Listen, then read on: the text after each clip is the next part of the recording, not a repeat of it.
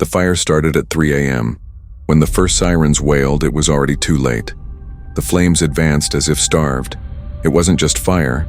It was a living creature, crawling up walls, swallowing windows, melting cars as if they were made of paper. The exhausted firefighters knew what the numbers said.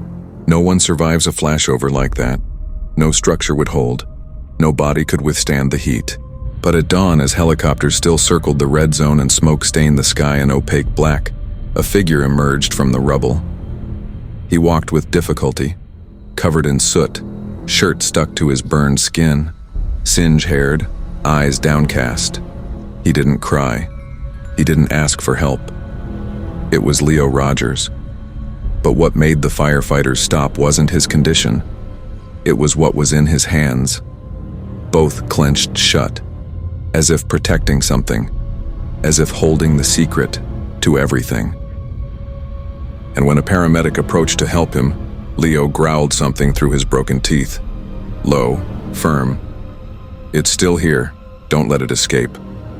No one understood, but everyone felt it. Something there wasn't right. Leo Samuel Rogers, 46 years old, native of Plainfield, Illinois, janitor at Northwood Elementary School since 2009. No children, no wife, no social media. He lived alone in an old house with a rusted gate, 2 blocks from the school. Punctual, reserved, never missed a day. Never complained, spoke quietly, drank coffee from a jelly jar, and every day he swept the leaves from the sidewalk twice, even when there were no leaves. To many, he was just the guy from the school, the kind of presence that goes unnoticed. But to some more observant neighbors, Leo wasn't just silence. Sometimes at night, his voice would slip out through a cracked open window. He'd be talking to someone, but no one ever answered. They were short, strange phrases like someone asking questions and arguing with something invisible. "Not now. You promised." I said I would hold it, and I did. But what was most intriguing was the basement. Locked with 2 rusty padlocks, thick chains, and a sign tacked to the door. Danger, chemical storage. No one ever saw what was inside. Not even his co-workers from the school, who sometimes helped him carry supplies. And one time, when a plumber asked to use the basement to access the old pipes, Leo refused with unusual firmness. Down there, only those with no way back go down. No one understood what he meant, but now, after the fire, no one wants to understand. The early morning of July 2nd, 2017, seemed ordinary in the Northwood neighborhood. A few dogs barked in the distance. House lights began to switch off. The cold covered the ground with a low-lying fog.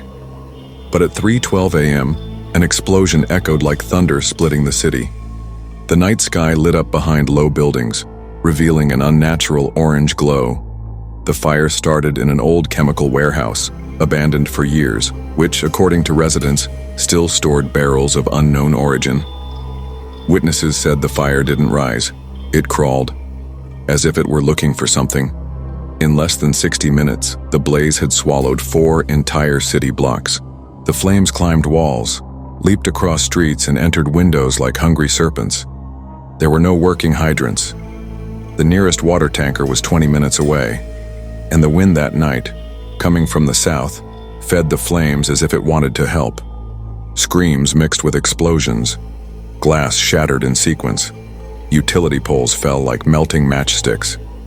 The scene, viewed from above by an amateur drone, looked like a map of hell opening up in the middle of the city.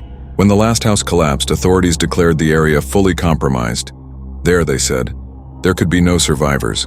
17 people died, 20 were critically injured, and one of them, Leo Rogers. At 6:42 a.m., as firefighters were still working on the embers smothering small pockets of flame, something caught the attention of one of the crew. It was a sound, low, like wood being dragged over stone. Between the dense smoke and the twisted remains of an elementary school, a silhouette appeared. It walked with slow but steady steps, not limping, not calling for help, just walking. The first to see him froze. They thought it was an illusion, a delirious survivor, or even some maniac who had broken into the burn zone. But as he drew closer, a silence fell over the area. It was Leo. His shirt was stuck to his chest, partially burned. The left side of his face was charred, the skin dried into crusts. But his eyes then were open, clear, alert, and his hands clenched shut, as if guarding something precious. The paramedics tried to reach him. "Sir, can you hear me? Are you hurt?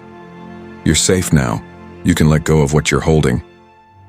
Leo didn't answer, but he looked at them, and the look made the paramedic take a step back without knowing why. There was terror in those eyes, but not of pain or of death. It was fear of what was coming from behind, or of letting something escape. When they finally got him into the ambulance, he was already in a state of shock, but he still held onto that thing with an absurd strength, even with his burned fingers. Only 3 days later in the hospital were the nurses able to open his hands. What was inside would change everything. During his first days in the hospital, Leo didn't say a word.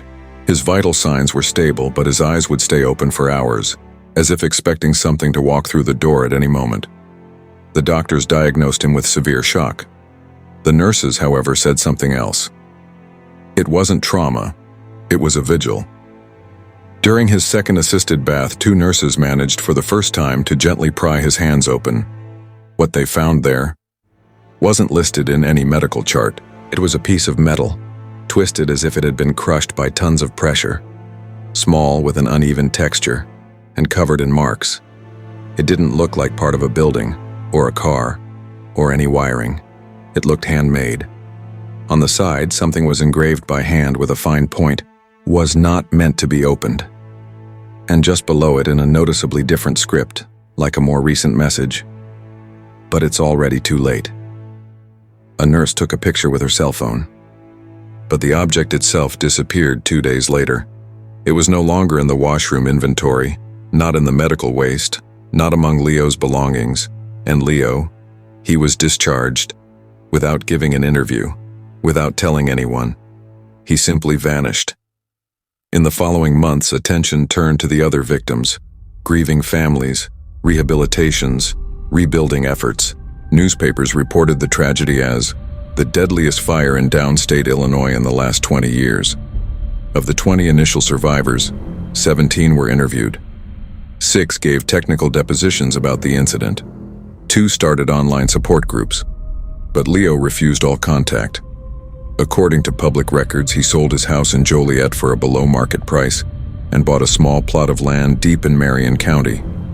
He began living alone, with no visitors, not even electricity. In 2018, a local reporter tried to find him. When he knocked, he was met by a note stuck to the gate. "If you're looking for answers, go away. I'm trying to hold them back." The state police officially filed the case away as an accident caused by chemical failure in expired materials. But the final technical report, the one that would explain the origin of the explosion, was never fully released. A former employee from the Emergency Management Agency, who requested anonymity, revealed something even more disturbing. There were 17 minutes of footage missing. The drone's thermal camera cut out at the exact moment of the first explosion. According to him, his superiors said the memory card had been corrupted. But before that, he saw the footage. The fire didn't behave like fire. It didn't burn. It devoured. The flames came from below as if sprouting from the earth. It made no sense. During the structural renovation of Northwood Elementary School in August 2023, construction workers were on the lower floor. The old basement that, for years, had been kept locked under the sole responsibility of Leo Rogers. While knocking down a drywall partition to rewire the electrical system, one of the workers noticed an alcove in the concrete wall. When he struck it with a hammer, the hollow sound indicated something was hidden there. They found an old digital camera, wedged between 2 concrete blocks and secured with electrical tape. To everyone's surprise, the battery was still charged, and on it were 4 short videos. They weren't ordinary surveillance recordings. They were filmed by hand by Leo. The first video was dated February 2017, 5 months before the fire. Leo appeared in the bottom corner of the frame, holding the camera with a flashlight on, illuminating only part of his face. The background was dark, no sound other than his own breathing. He was speaking to something out of frame. His eyes were fixed on an invisible point. His voice was tired, almost broken. "I fed you for years. You promised you would never get out." A pause, a metallic noise in the background. Leo glances to the side, then back. "But now, you're too hungry, aren't you?" The other videos contained no words, only noises and rapid movements in the darkness like claws scratching against concrete. The camera trembled slightly, as if Leo was trying to remain calm. The content leaked onto obscure internet forums, initially posted anonymously and taken down soon after, but it was already too late. Copies circulated. Experts in symbology, occultism, and cryptography began to take an interest. That's when an anonymous group decided to act. In September of the same year, Leo's old house was broken into by a group identifying themselves only as the Fifth Seal, an online collective that investigates alleged paranormal cover-ups. They accessed the abandoned property and, according to posts on their forum, broke into the basement, the one Leo had kept sealed for over a decade with double chains and a chemical storage sign. What they found inside wasn't chemical. The walls were covered in hand-drawn symbols made with charcoal and apparently dried blood. Some of the signs resembled Sumerian inscriptions and indigenous pictograms, but with no known translation. There were old clay pots, sealed with wax. The contents had fossilized. One was described as containing something organic and humanoid. But the center of the basement held the greatest mystery: a mark on the floor, made with molten iron. A perfect circle, with 4 spiraling lines pointing toward the center like arms spinning into a vortex. In the middle of the circle, a small grave dug into the earth. Empty.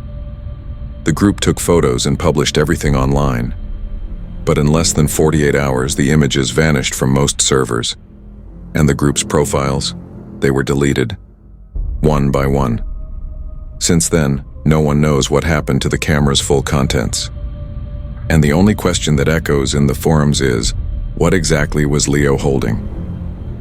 The same week the basement images spread across the internet, Leo disappeared again, and this time, perhaps for good. No friends, no relatives, no sign.